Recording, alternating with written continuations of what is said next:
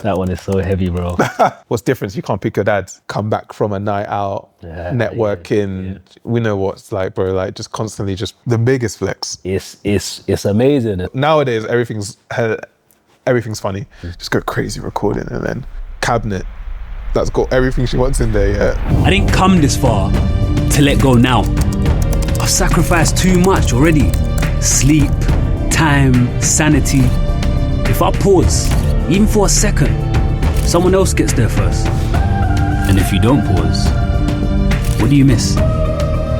First steps, first words. You're gonna chase the dream while letting memories pass you by. I'm not chasing. I feel like I came to you first.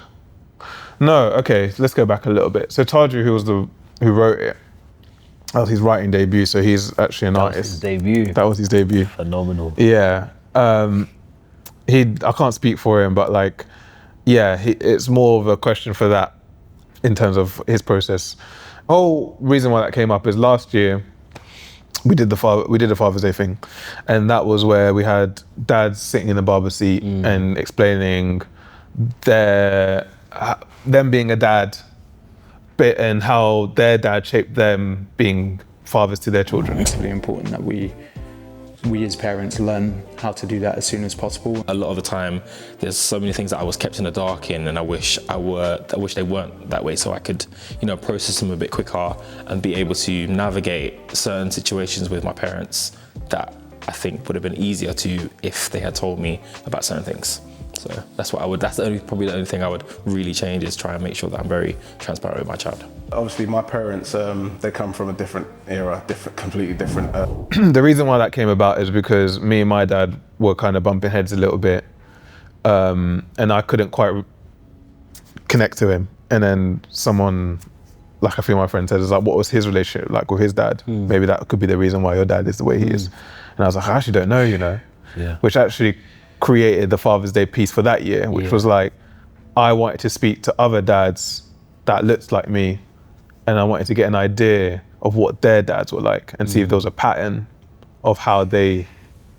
That one is so heavy, bro. What are you thinking? Nah, just the cycle, man. I think that's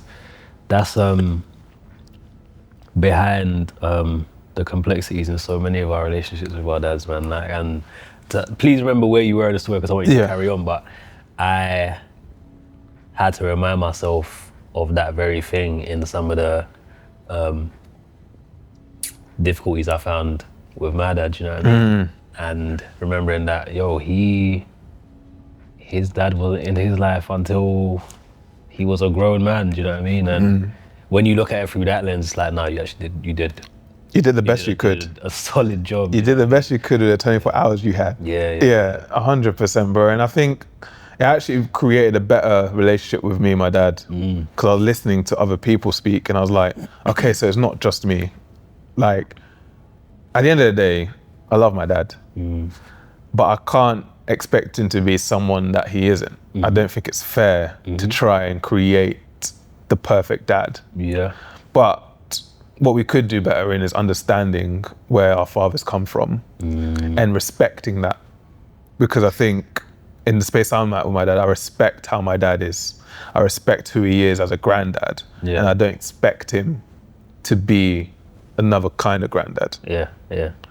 And I think that creates a really good, strong bond between me and him, because I'm like, I'm not gonna push you out your comfort zone. I wouldn't want anyone to do that with me. Yeah. Like imagine that's me and my wife. Like, my wife's trying to make me be someone else. Yeah. It's like, this is when this relationship's not gonna work, because you're trying to create the perfect husband. I'm not that. Like, you picked me because of this reason, and this is where you're at. What's different? You can't pick your dad. Yeah. So you have to be quite sympathetic with that. But like, at that time, I was listening to other people and I just saw common traits. People were saying that their dads were disciplinarians, but they will still pull some of the most amazing things from their dads. Like, my dad taught me about taking responsibility for my actions, taught me how to be a man and not cry, which is, seen as toxic now. But, like, at the time, I'm not gonna, like, school was tough, man. You got to be a man in those spaces. Do you know what I mean? You got to know how to navigate. You got to know how to back yourself. Yeah, bro. And that's a different time to what it is now. Like, obviously, boys don't cry, or is a thing of the past. But bro, in those early 2000s, you make sure you don't cry, bro, because you got, especially not in September at the start of school, because you got all the way till July to not get bullied. But yeah, that created that, and yeah, I just learned so much. I think one of my biggest takeaways from that Father's Day piece was one thing that someone said, which was taking his kids to sports. Because when he grew up, he remember playing football and he looked out and he couldn't see any dads that looked like him.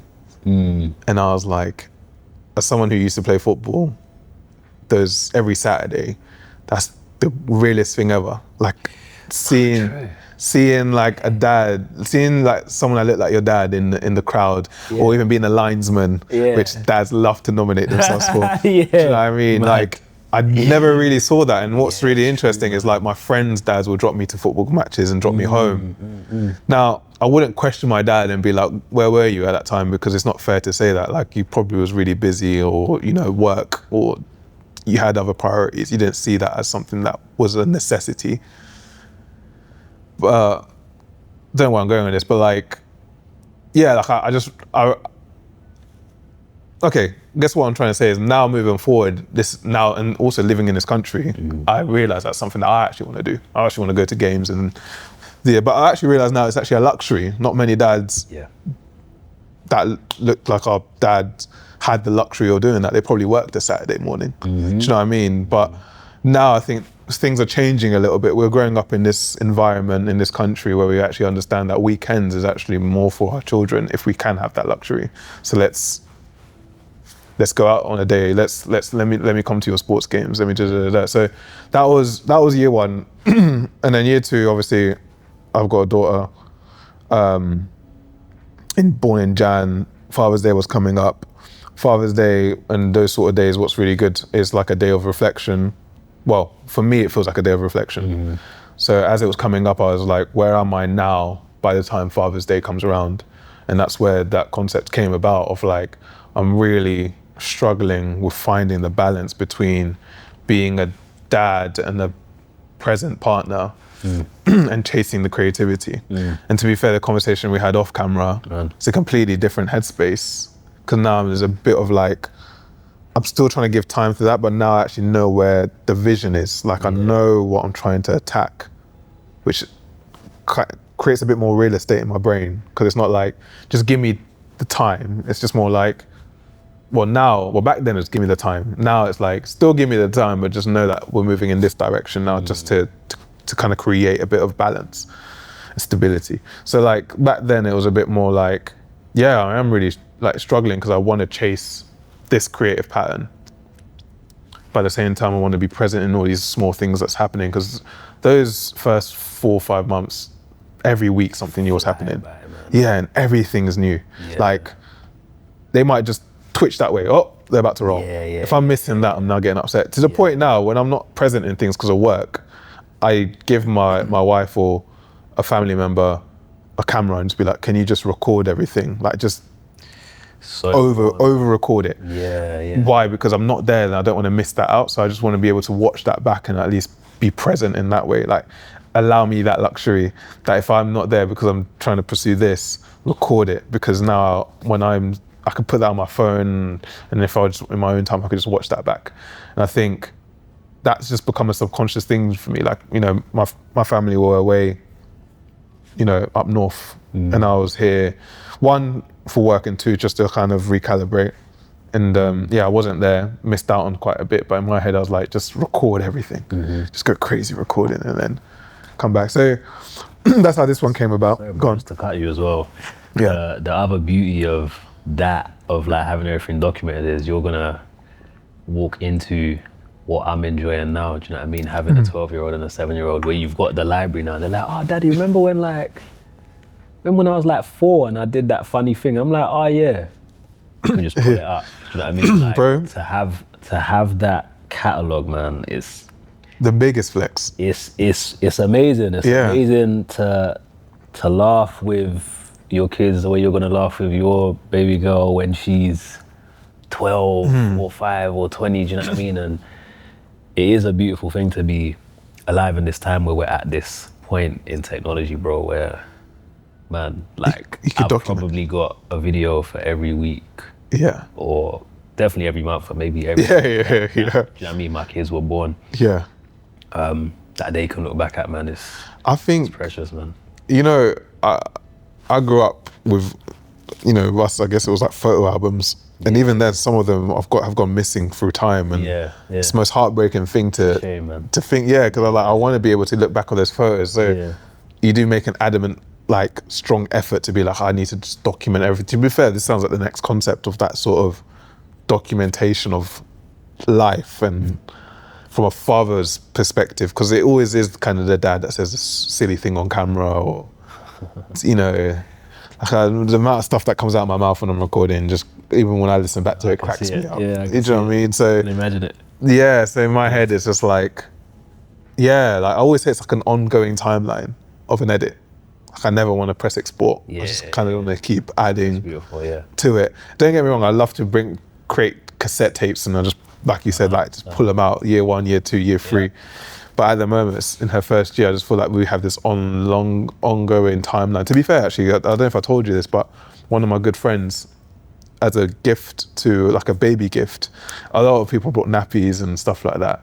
He brought nappies, and his partner brought like a mini wardrobe, which was amazing.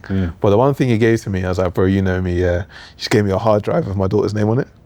And he was like, bro, here's your daughter's hard drive. And I was literally just like, it was like a 5 terabyte hard drive as well. And I was like, that's great, bro, like, you know me. Or he's like, yeah. It's like, I know what you're gonna do. So here's, and that sits, like, still got it. Like, obviously I have a backup to that. But like, she has her own hard drive with literally named folders of like every month. And then something like, just to remind me of what that is, because I use a camcorder. And what's really bad about it is the filing system. This is boring, but like the filing system is really bad. Like it's like MOV1, and then if it's the following day, it'll be MOV1 again. So then now you're just overwriting, and it's like, oh, bro, can't you just MOV1 the date? Like, so now you have to go through it manually, and it's just a long day. But what's really nice is like, there's this catalogue of everything from the moment, from birth, even before birth, like when mummy was pregnant, to our holiday while she was in her belly, to even the day that you popped out, to the day after, to now. We're getting a bit lax now.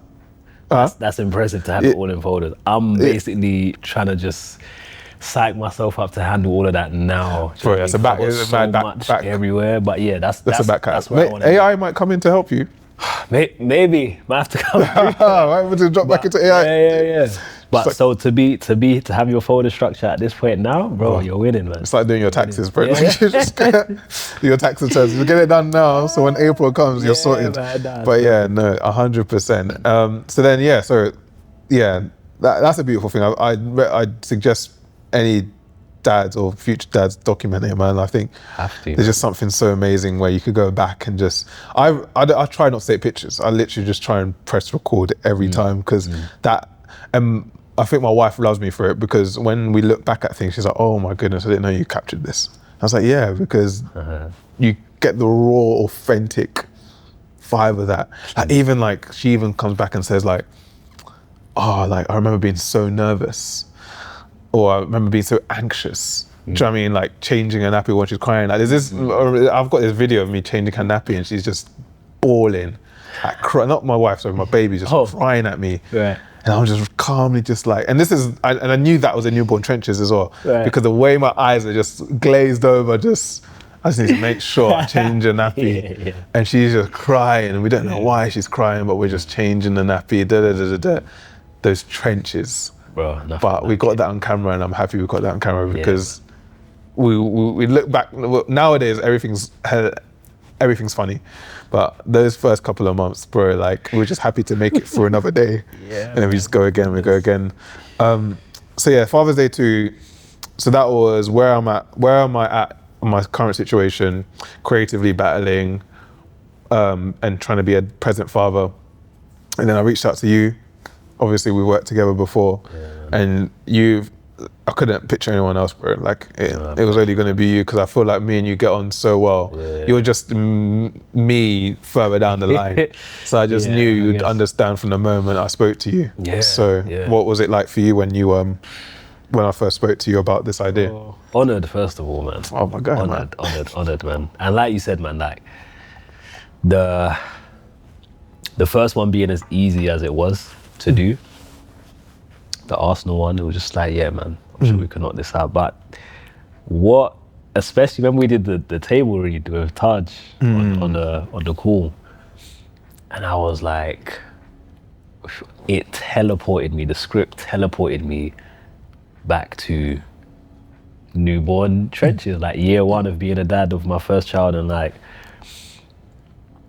remembering how irrational some of my doubts and fears were. I didn't know they were irrational then, I know it now, but I was just like, I'm running out of time, and you know, how can I do this? How can I chase this dream and be as present as I need to be here, and just in a rush, in a panic and stuff. And I think you guys like encapsulated that so well, and it was all so vivid for me.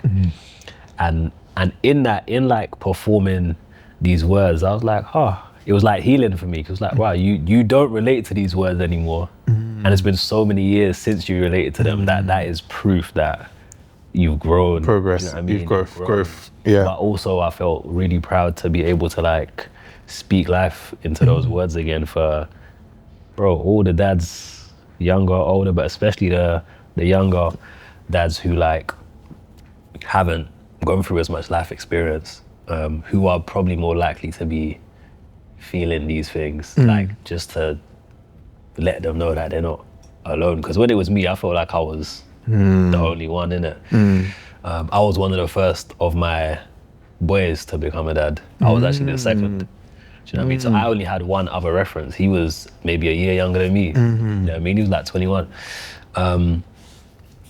So yeah, bro, just for that to be out, and for a dad or a dad-to-be to look at that and be like, oh, okay, these are normal feelings, normal fears to have. Now, I was so proud, man. Yeah, man. Yeah. And it's so good to hear that. And I think that project, I think for me, was the start of being quite vulnerable. Like you said, like we did the Arsenal thing, there's nothing really vulnerable about that, because you're actually using a passion somewhere else to do, right? Yeah. Whereas with this one, it was actually, I always say to people, like I even say to one of my best friends, is like, I really struggled to articulate how I feel if I was to write it, or if I was to explain how I feel. I need to kind of go away and create a concept to kind of encapsulate what I'm trying to say. Yeah. And that's how that all kind of came about. Like if I was to sit down with you here and explain that, yeah, we'd have a conversation, we'd go away and we'd go about our days. But for me, I'm like you said, you felt alone, but what my head was like, I was like, I can't be the only one.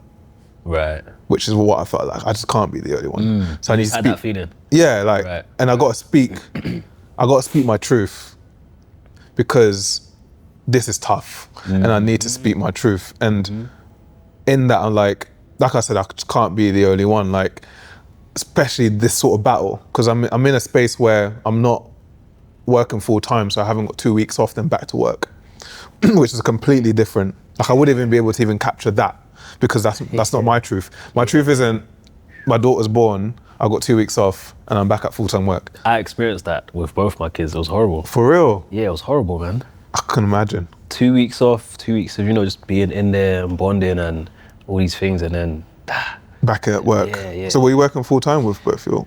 Or was it still kind of? Yeah. So when my first daughter came, I was working like 4 days a week. When my second one came, I was working 5 days. But yeah, just to have like that 2 weeks of like quality time, and then just... It's gone. Yeah, man, that was rough for me. Yeah. Found it rough. That's one thing, and this is the reason why I felt like that piece doesn't really quite touch on that, because I felt like in my head, it was like I thought I'll be back at work the following week, to be fair. Right. But I wasn't. It actually gave me, I think it was like 4 or 5 weeks before I was back. Nice. But really and truly, I think it's interesting, because I don't see it as nice. I saw it as more of like, I don't think I'm ready to go back. I don't think my foundation's ready. I don't think the family is ready for me to. You used to be out. Yeah. Yeah. I felt that as well. Do you know what I mean? It's like, I don't think we're ready yet. I feel like as a family unit, we need to really lean on each other longer. It wouldn't be fair for me to go back to work yet, which is so interesting now, because 2 weeks is nowhere near enough for any father to be away from their family. 6 weeks, 4 weeks minimum. A month. The first week is you realizing you got a child, and the second week is you catching up on sleep. Word. And then the third week you're back in the system. So like, put it in my way, and like, you know, not to get too personal, but we were back in hospital quite quickly after that. So like, there's no way, and now we're still losing sleep. We're not even in our own bed for a couple of days. So like, even longer now of me trying to adapt. So 2 weeks, I probably would have left work, or I really would have spoke to HR and be like, bro, like, I need a couple more weeks off, whether I take it off as holiday or sabbatical, like, I don't know, but I need a bit more time. So yeah, like, I would have went back in 2 weeks. One, if duty called in terms of work. But at the same time, yeah, I just felt like our family unit just needed to tighten up a little bit. And that's not like an insult, it's just more like... That's real life, man. Yeah. Are you comfortable? Is everything okay? Like, Yeah. Do I understand what's going on? Like, do you know what I mean? I want to be...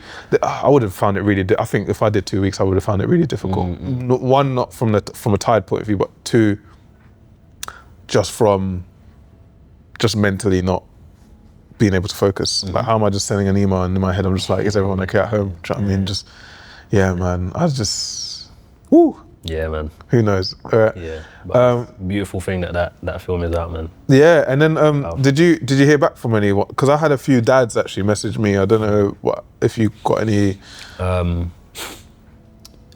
love that from what I saw, it was actually like a beautiful mix of like men and women, man. Yeah. A lot of women was like, I didn't realize this is how you guys felt. Yeah. Which I think is amazing. And I had a few DMs from dads and saying, thank you for putting that as exactly how I feel. And it's weird, yeah, like that feeling where you say something that everyone relates to, or a comedian, like sorry, hear me out on this. You know when you listen to a comedian and they tell you a story that's just so relatable that you slap your leg and you're like, yeah, man, that's been me. I know that uncle that's in the cookout that does the da-da-da-da-da. Do you know what I mean? And that flipped the comedy, that we created something like that, where someone goes, I totally can relate to that story. Man. Yeah, man. And it created a space where it reassures dads, I think, maybe, like, it's just like, oh, again, you're not alone. We went from me saying, I can't be the only one, to a confirmation that you are not alone. To now, you know, I think even moving forward, I wish, you know, to capitalize on that, we create a space of like dads that, you know, if you are feeling a bit, not like a mental health line, just a bit more like, guys, this is just a reassuring dad space. Yeah. To be fair, there is a few groups out where it is like a dad group, like literally like a Instagram page for dads. And you're just, I mean, there's also dope black dads as well, but there's like different organizations where it is, what I love, sorry, I'm rambling a bit. I think Americans do it really well, like American dads. They have like groups of dads that just meet, hang out, chill. Yeah. We need more of that in the UK. I don't know if there is many spaces like that, but like somewhere where dads could just meet up, talk about being dads, tell each other we're all doing a good job. Have something to drink. Duck out. No, we do need that, man. I don't know if there is anything like that, but we need some of that.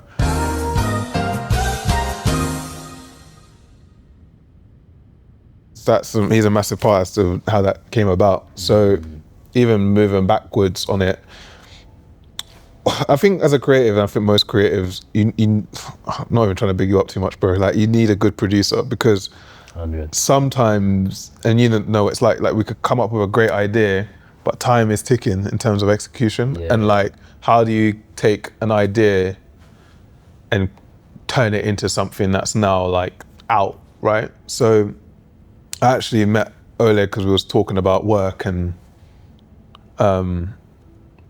just talk about work related stuff.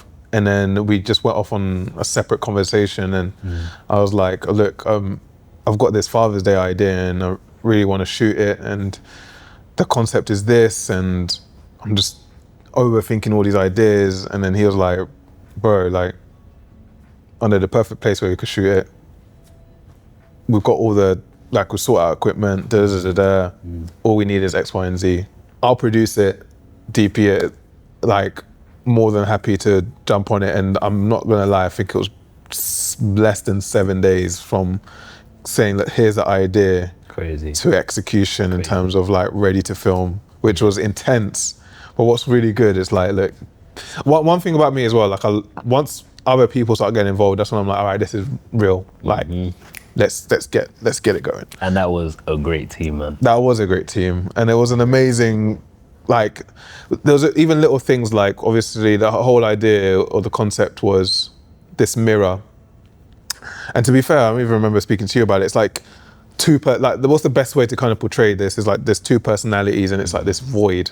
It's like, how does this life look? Like, this person is on this side, so the one side was obligation and the other one was ambition. Ambition kind of being the one who was like, oh, I just want to push my creativity, I want to chase that. Obligation is like, I want to be a better father, and I've got an obligation to do that. And it was just this battle. And again, with like last year's Father's Day, it was like a barbershop feels like the most safest space for dads to speak and be open.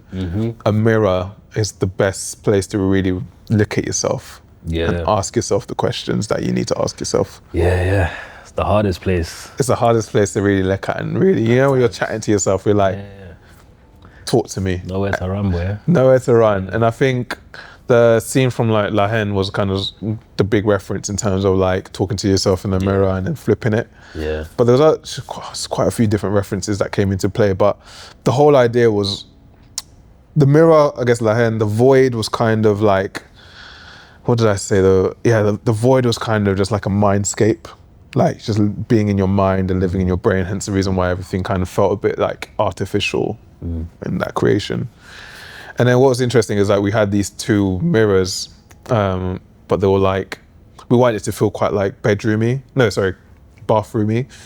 But then we had these lights that felt a bit too dress room, so we got that changed out, and we had someone like put in flowers, and that again was kind of beautiful, made it feel like theatrical. So there's a lot of parts to it to make it look amazing, and obviously your execution on it, which, you know, just timeless, man. So thank you, man. And what was nice is like there was just two sides of you. Do you know what I mean? There was the ambitious side who, you know, come back from a night out, networking. We know what it's like, bro, like just constantly just putting your best foot forward and networking. And then you had the obligation side, which only made sense to be in a vest. Bro, in the field. Yeah, man, you gotta be I'm constantly in pajamas. To be fair, I got it. Like, it's like a uniform now, pajamas, bro, because you just gotta be ready. You can't be wearing your best clothes whilst being a dad. You gotta be cozy, man. You gotta be cozy. So that, putting together that felt great. And obviously we had a big studio space. Originally, you know, I think the original idea was actually to shoot it in a bathroom, but you can't fit a whole crew in a bathroom. And obviously, like with budget restraints, you can't create a whole set, like a set design. You can't bring in set designers to start building, chopping up a place. Like that's big money. But what we did was amazing, and I feel like we were still able to kind of capture what we was trying to say in that, which is there is two sides of the same person. And I think as well, you know, when we was just talking to Taju and developing this script, we didn't want to feel like one side was too overbearing. But then at the same time, it did feel like there was a nice balance between ambition and obligation. And one of my friends said this to me, he thought it would end with one side being like the deciding factor. But he was actually preferred the ending where it was a bit more like question mark. Which was still quite nice. It's like you can coexist. And I think as well, what I even learned watching that back was actually discipline and time is your friend between ambition and obligation. By that I mean, if you could discipline yourself and utilize time better, you could be both. Absolutely. If you give too much time to one, then that's when you start finding yourself in that situation where you are fighting that. Which is interesting with what you're saying. There's like, you knew where you were back then and how things have changed. I'd like to probably say that your discipline and your use of time has changed for the better. Definitely. With time. Definitely. And I think that's one thing that I wish, well, let me not say I wish, because I had to go through it to learn, but that's what I appreciate the most about being in this position as a creative who's a dad. It's like, it is gonna sharpen your discipline and your time management. It has to. It has to. It has to, like. It has to. Yes, it's great. And I watched a Joey Badass interview recently, or a piece of it, where he just recently become a dad of 2, and he got asked a question around that, around like time, how he manages his time, and he's just like, it's just made me, I forget how he said it, but like razor focus, like I leave the house, complete the mission, and I come back home. And you're a dad. I mean, that's and it. That's and when we're going out and we're, you know, letting off steam and having fun, we're gonna do that to the fullest as well, because we know when we come back, we gotta get back in into motion. So it's in a way, it's over time, it's being a parent has helped me to become more present in where I am, what I'm doing. 100%. Like, it's so interesting now. I look back at that Father's Day piece, and like, it's only been a couple months, and I feel so different to that version of myself. And that's only because I've made a pact to really try and focus that my 9 till 6 is razor focused. Yeah. So you could go back and spend those evening times with your daughter. Carefree. Without worrying. Not thinking about work, And you don't bring work home. Unless it's necessary, but try not to. Do you know what I mean? Like, you could turn off that laptop proud because you put in the time between those hours, which is what I mean about that time and discipline. Whereas I think in those early months, I was trying to do both at the same time, and I wasn't separating the two. I'm trying to react to a cry and send out an email at 2 o'clock in the afternoon, which is not, you gotta be strict. Which, to be fair, you know, it was a discussion to have with my wife, but I had to remove myself from the space. Like, I had to be like, if I'm gonna give ambition the time it needs, I need to be out between these hours so I can focus on that. But when I'm back, I'm back. Like, I'm taking, you take put, over, put your feet up, rest, let me cook something, you have a shower, you go to the gym, you work out, Dad's got this covered. Do you know what I mean? And that only happens because I've given myself that time to be like, so I'm not in the back of my head, I'm, you know, you're just playing with your child in the back of your head, you're like, I need to send this thing out. If I've done it 6, like, you know, and that becomes a thing for other people to start understanding, bro, this guy's done at 6. If you haven't sent that email, put it in for tomorrow, because he's not going to get back to you. Do you know what I mean? Like, just utilize those hours, innit? If it means getting up at 4 o'clock in the morning to offset it, as long as you give yourself those set hours that, you know, you could focus on, that is what it is, man. So it's so interesting, because I feel like every year, well, I'm not saying we're making one every year, but like, next year will be a completely different space. There's no 2 Father's Days. I think like, there's no, like, I won't be, the one that we just released won't be the same as next year in terms of mentally where you're at. I'm looking forward to seeing what that is. Yeah, man. But like I said, man, like, such a pleasure working with you on it. I'm trying to think what else we could do. What we could do next. I'm here for it though. Yeah, man. Living in our truths. Maybe we need to flip it, start putting the mums in there. Yeah, right. Completely different. From your perspective, you played like 2 different characters. What was that like for you? It was liberating, you know, and it felt honest. I felt like I could honestly lean into each character, like honestly speak as obligation, and speak to the importance of being here, being present. Like, when you're with your children, you're with your children, and everything outside, everything you're chasing, you're not missing anything.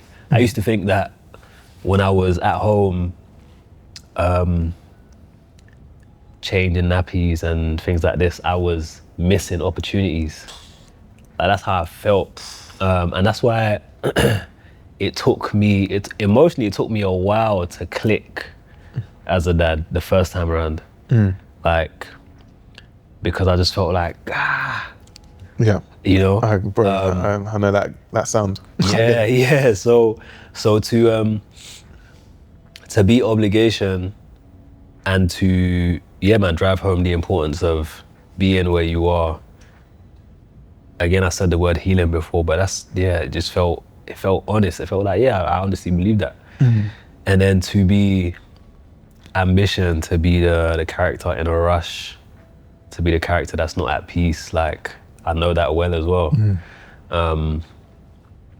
So it felt like a full circle moment. And it felt like by playing those two characters, I wasn't holding back on any aspect of fatherhood or any aspect of my experience, because you probably know as well, like, some of the things that we've touched on and some of the things you said even today, like, a lot of parents feel guilt in speaking on.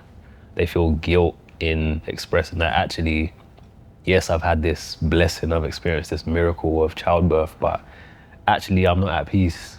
Actually, I'm frustrated and I'm anxious and I'm worrying about what I might be missing in terms of opportunity, financial stability, etc., etc. But these are all like human things. Emotions, man. You know? Sorry to cut you out. There's two questions I want to touch on as well. Is like, a lot of dads, I think, when it comes to not parenting, but being a father or preparing to be a father, especially when it's not a surprise. And I felt it because I used to give this advice to everyone. Well, the opposite advice is like, I'm not financially at the place I want to be to be a dad yet. Yeah.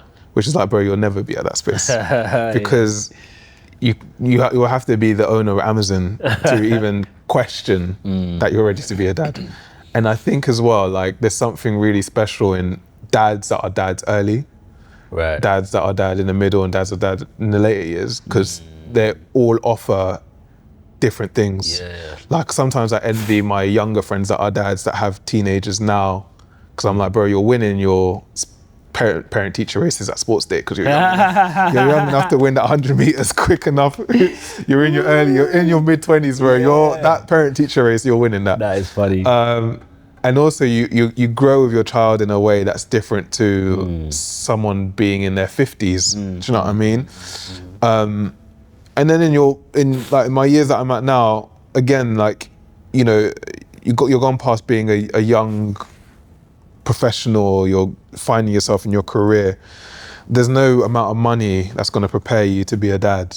There is, but there isn't, because at the end of the day, I think you can't tempt, I don't know if this even makes sense, you can't tempt fate. Like, if the universe gives you a child, if God gives you a child, yeah, I know what you're saying. That's your time. That's your time. You can't just be like, right, my bank's ready, let's start making a baby, because the universe, God might not give you a baby, bro. Do you know what I mean? So when that comes, you can never be ready. Yeah. You got to do it. I think you got to do it when it comes, or if it comes, it comes. It's a blessing regardless, right? Yeah. So that's kind of what I just wanted to say on that, is like, some people always say, I'm just not financially ready yet, but bro, like, if you're thinking about it, do it. Do you know what I mean? Actually, that's not a bad advice, actually. If you think about it, maybe talk to your partner or talk to your friends around you. Yeah. But yeah, so that's kind of what I wanted to touch on. If there's anything you wanted to just add on that before we go on to your other question? Yeah. No, I take that point as well. I think only other thing I'd add to that is you will figure it out. Like, whenever it does come, you'll figure it out. If you're sincere, you'll make it work. Agreed. You'll make it work, man. Agreed. And I think I can definitely attest to that, because I was not in the best financial situation, living situation, any of that. Still not. Do you know what I mean? Still not. But we make it work. Do you know what I mean? Let it all work out. Make it work. No, it is. Yeah, it all works out at the end, man. It all works out at the end. And I'm with you on that, man. And I think if you care and you love your child, you'll make it work, bro. more than happy to work 5 jobs if it You'll do what you means need to, yeah. putting food on the table. You do what you need to do. Do you know what I mean? So, and the thing is, one thing that people have said to me from the beginning is that it does get easier. And I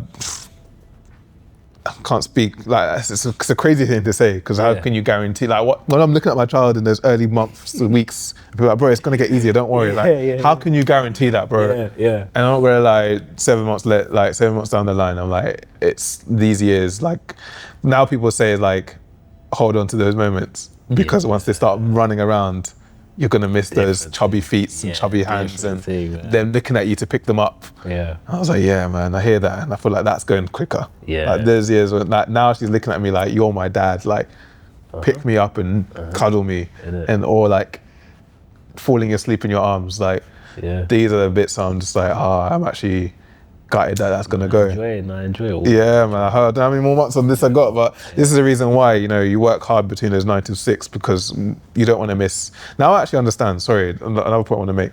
I remember when I used to work and people used to be like, I want to go back home, I need to wrap up so I can read my child a bedtime story. I was like, what are you talking about, bro? Like, it's not that deep. It's that deep. It is, man.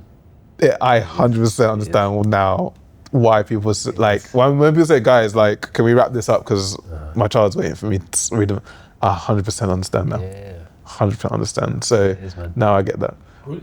So obviously the piece was ambition versus obligation. So the question again is, ambition, obligation, which we've just covered, was the very beginning. What's ambition versus obligation at the middle stage for you, and then what's it at the end? No, present day, sorry. So let's start with the big, like, look, beginning we've covered, so let's go with halfway through. Where, if ambition and obligation was back at that mirror, what are they saying? Interesting.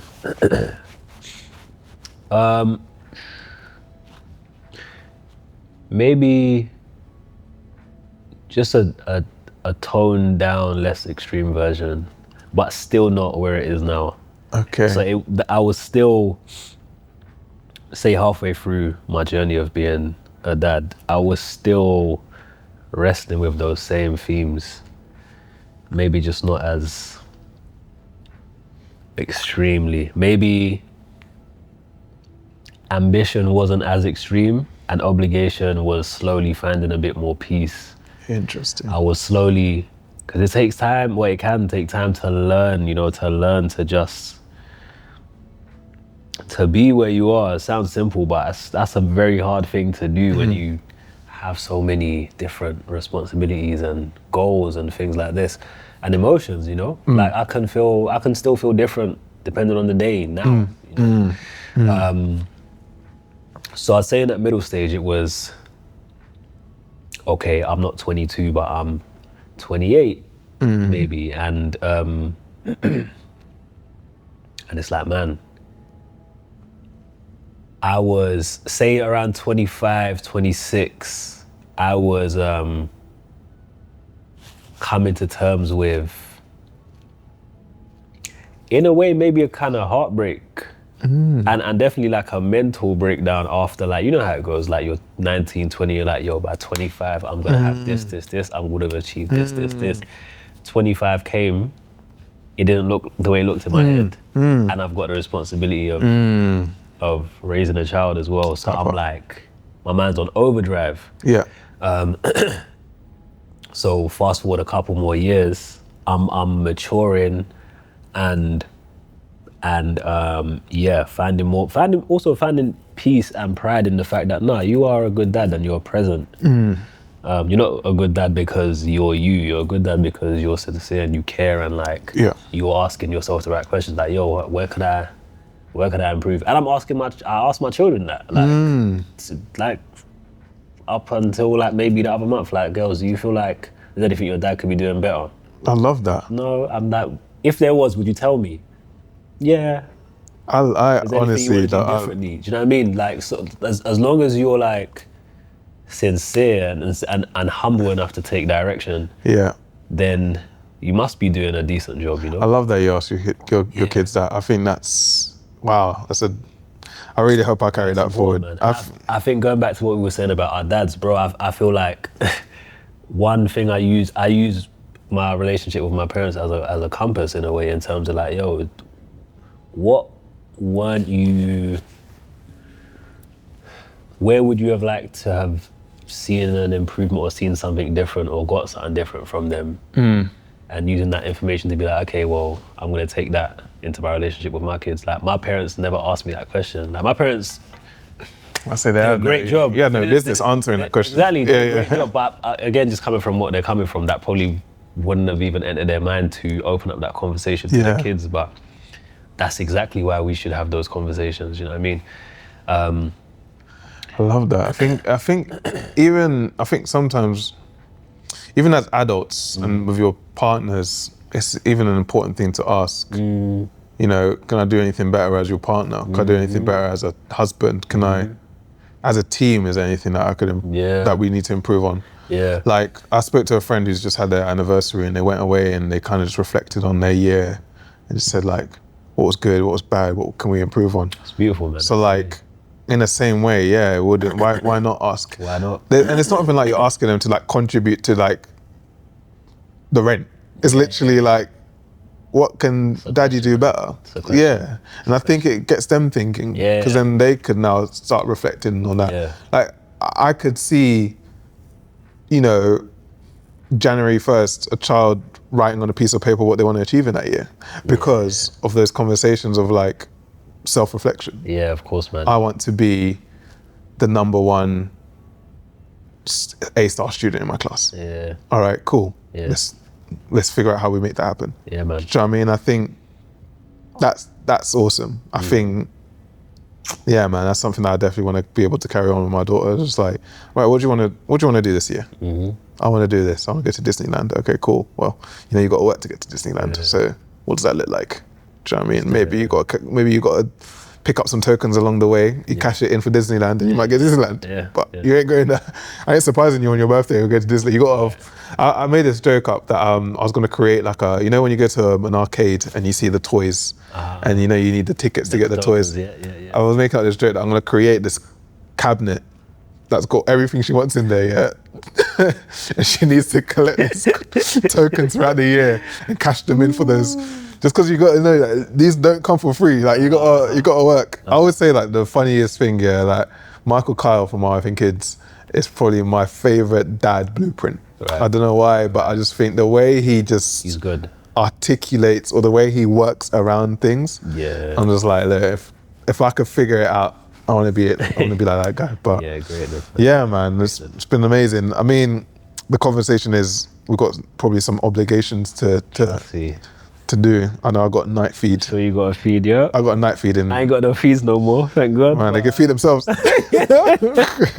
It's so different. Unfortunately for mine, she can actually hold the bottle, but she can't make. And she's down in water like there's no tomorrow, bro. That's great. You give her a little water thingy and she's like, I was like, bro, like, you're making it look like we don't give you anything to drink. But yeah, she downs water. We're putting her on like little foods now, so she tries food.